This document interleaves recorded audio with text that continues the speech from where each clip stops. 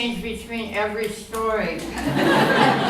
But I feel that I owe it to my tellers to be in the audience, so I held back. I mentioned that David and Joanne and I started teaching storytelling classes in the late 1990s sometime. Neshama Franklin was in that first class. And Neshama's been first at a lot of things ever since then. She was always the first to arrive, and she'd been to virtually every class we've taught. She was usually the first to perform. And a couple months ago, I had the honor of witnessing Neshama in front of 1,400 people at the Castro Theater when she became the, and I have to look at this, first ever San Francisco Moth Grand Slam finale winner.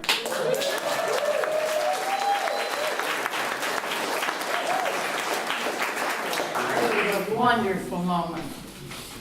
You'd think, after listening to Neshama over all these years, that I might be tired of hearing her tell stories. But in fact, I could be a witness. I feel sort of like a voyeur watching Neshama's love affair with the English language. She is among the most facile people with the language I've ever met. And it's a joy to hear her. And hear her you can. She tells stories all around the Bay Area. Oh my goodness. Is there a fire?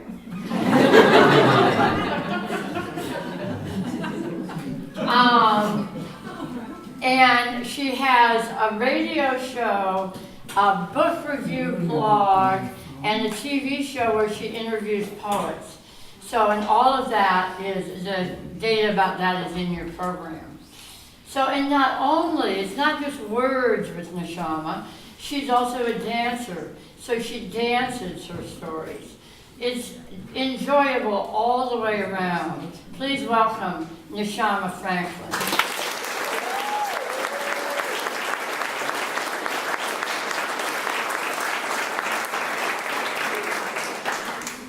Anne Rosenbaum, my mother, died 6 years ago, but she's still here.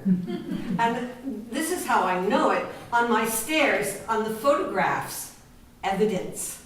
At the top of the stairs, there's little Anne, a baby, on a pillar between her immigrant parents, very stiff, very proud. And she has big eyes with bags under them, even then. And then in the middle, there she is at my wedding, looking kind of stiff and matronly, but she has that impish grin that I believe I got from her. And finally, the bad daughter is getting married. And then down at the bottom of the stairs is her headshot. Yep.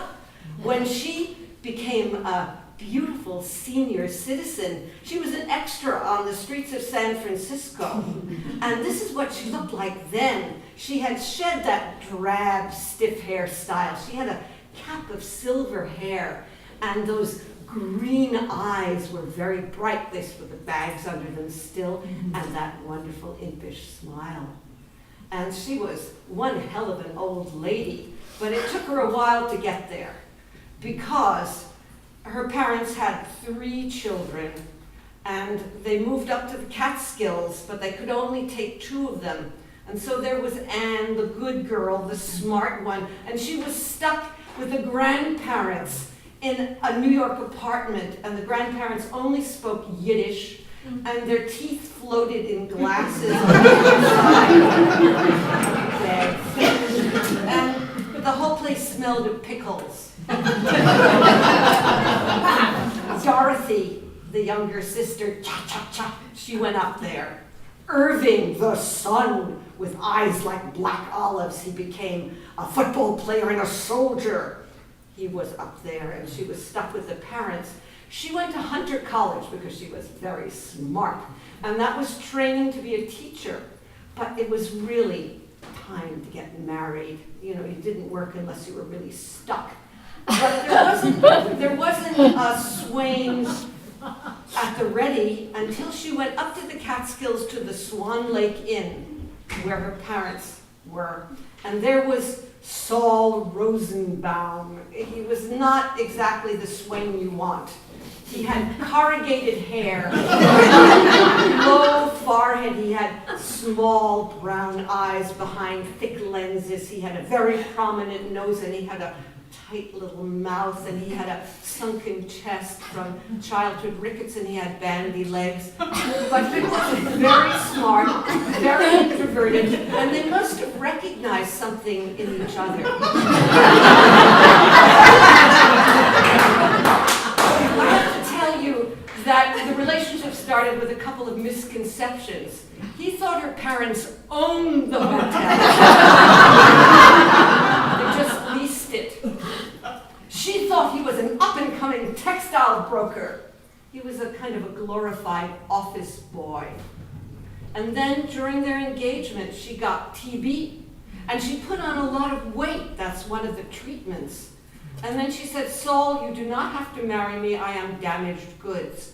And he said, Anne, of course I will marry you. This loyalty went through their long marriage. And so they did indeed get married. But he said, no children.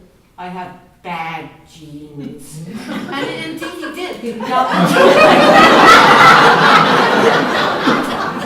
Romanian jeweler father absconded when Saul was 16. So he had to support this family, and what a family. The mother was very depressed, and she had good reason, because one of her sons had hydrocephalus, and the other was very depressed and committed suicide. And the mother herself down the line died of a leap. And so, but my mother, the manager, prevailed. Here I am. There's my sister. She prevailed twice. And, she wanted those children so badly. But then another blow. She got a return of TB when my sister was born, and she was sequestered in the bedroom. And we were taken care of by nannies. And she hungered for that baby flesh, but she couldn't get close to it. And so when she finally came out of the bedroom, she was like a black hole of need. And I was very nervous about this, I guess. So I acted out. I was the identified patient. And she was scared of me. It was pretty awful. And so I have to tell you that I hated my mother for a good 2-3 decades. I mean, it was a kind of a psychic invasion being with her. But then I did get married, and I had children. She could get her hands on those children, and she loved that. And then my sister, the nurse who married the doctor, had 2 children but got divorced. And she was a bad.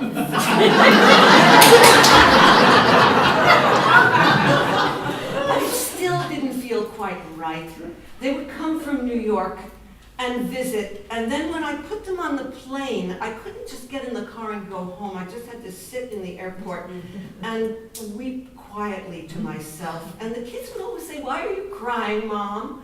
And I'd say, "I don't know." And I really didn't know. But then my daughter had children, great grandchildren, and there was no barrier at all. They had moved from the East Coast to Oakland because my father had gotten soft in the head. I have to tell you, he did not remain a glorified office boy. I mean, he did become a Cracker Jack salesman, even though it went against everything he was. Sidney Scheuer, his boss, said, "Saul, forget it. You won't make it. You don't have the personality and the drive." And Saul said, "Try me." And not only was he good, but when the bottom fell out of the grayish goods market domestically, he traded with Russia during the Cold War. And I have a photograph that shows Saul and Brezhnev and a stuffed bear all together. But his brain indeed turned soft, and it was terribly ironic because he had always been removed person. And now he was attached to my mother kind of by an invisible cord. And he followed her 5 feet away and he would say, I love you, I love you. And it was too much and it was too late, but I guess he must have. And then, mercifully, he died. We were, Alzheimer's. We were kind of hoping. And my mother's a manager, that's how we knew her, and the wonderful Dr. Dong helped him along. It was time, because we wanted my mother to have a life. She had tended him all this time. And so she had maybe a decade and a half of fabulous old ladyhood. She went to thrift shops and she started to dress in really interesting, even to me, ways. She'd been very modest, very conventional, but no, big pendants, bright colors. And then you should see her at the bridge table, cutthroat. And then at the cashier's station at the library bookstore, and then she filed for her accountant because his stuff was a mess, and then she also filed for a gay doctor. She was out there. And then she knitted. Boy, did she knit tiny garments, Afghans, baby blankets. They were just, and she could knit and watch television and I think read at the same time. She read a lot of mysteries, but still, and she even joined briefly a theater troupe. She said, if I can do it, you can do it, I can do it. She mostly made them cookies. But here she was, vibrant Anne Rosenbaum in her 80s. And then she hit 90, and something kind of happens often at 90. Her mobility kind of went a bit, and then one eye went a bit with a stroke, and everything got a lot harder. Now, you should know that I brought those great-grandchildren to her from the day they were born just about every Friday to the assisted living place where she lived, and she saw them grow up. I think they helped her keep her alive. She loved those children. She would purloin food from the dining room to feed them, and everybody at Lake Park would watch, but she didn't care because it's really important to feed those children. Here she was, however, and things were not so hot, and she couldn't do those things anymore, and her life was really diminishing. And when you're a manager, you kind of look at this stuff, and she finally said, I've really lived long enough. I've had a very full life, and I'm ready to leave. That's what she called it. And I said, oh. And she said, yeah, I'm going to stop eating and drinking. And I said, oh. And I checked with my sister, and she, psychiatric nurse, said, it's her life. And I said, it's her life. She can do what she will. And my daughter was not as sanguine about this. She said, what do you mean, check out of life because it's gotten too difficult and boring? What kind of message is that for the children? But my mother, she was very determined. She stopped eating and drinking. And I said, we really have to check with Dr. Dong. And Dr. Dong said, let's see if there's anything we could fix. And, it's a really old body. It wasn't exactly fixable. But we have to give her a mental exam to see that she's compos mentis. And so I said, you're going to have to start eating again. Because, if you don't pass the mental exam, they'll clap you in a hospital. It'll be all over. So she passed the mental exam. She said, what stupid, multiple choice, ridiculous. And then she stopped eating and drinking. And we didn't know what it would mean and how long it would take. And I took a leave from work. And every night I'd say, can I go away and go to sleep? And you think you'll be here in the morning? And she'd say, go. And then we were, about 3 to 4 days into it. We were due, and I have to tell you that Dr. Dong, after it was clear that she was determined, he called in hospice. That was the key to this whole experience. Oh, hospice. Magnificent. The intake worker came and crouched right down and looked at my mother in the face. And the first thing she said is, what beautiful eyes. Oh, those green eyes, still shadowed. She couldn't tell which the dead one was, and neither could I. And the hospice worker said, we'll make you comfortable, whatever you need. And if you're tired, if you want to stop this, that's fine. We're just here for you. And indeed they were. So we were due to go to Pinnacles on Memorial Day. We've done it for 20 years. And the whole family. And I said to my mother, should we go? And she said, go, go. And I said to the hospice people, should I go? And they said, go, go. And I said to my sister, should I go? And, she's a toughie. She said, well, how would you feel if she died when you were gone? and I said, well, I sometimes it really works better. The person who's kind of holding you to the earth is gone, you can go. So we were ready to go. I was a little conflicted. And then the phone rang, and the hospice chaplain, whom she didn't like particularly, said, you should know that your mother has started eating again. She said, it's just too boring lying there without any And I felt such joy well up in me. Maybe she'd be around. But when we got back, that fasting had started to work on all those old organs. And she was on her way. And my daughter was better with this now, because it was a natural process. And so I sat at her bedside. Now, she didn't want me there. But I said, I really want to be with you on this journey. She said, oh, it'll be too hard. I said, no, it'll be a privilege for me. So I sat and watched her. I watched her have these conversations with something up between where the ceiling and the wall met. And sometimes they were confusing, and sometimes they were joyous. And she said, what's going on? And I said, well, as I understand it, at times like this, they say that the veil between this world and that thins, and you may see those who are waiting for you on the other side. And she said, oh. And every day I'd say, shall I go tonight? And she'd say, yeah, go, go. Or, go, because she was getting weaker. And we would play classical music because it kind of soothed us. I would read the paper. I would kind of check in with what was going on there. I would take walks around Lake Merritt.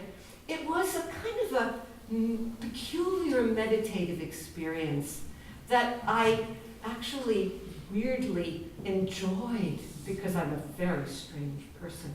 But it was such an opportunity to see what kind of will and clarity and managing and help from hospice can do to create the death you really want.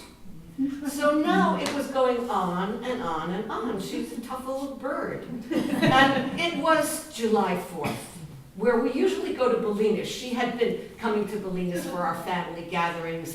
Kind of the silver-haired, smarmy gay guy drove her in his elegant car. Yeah, he put the touch on her financially, but she loved him. It was fine, and she got her there.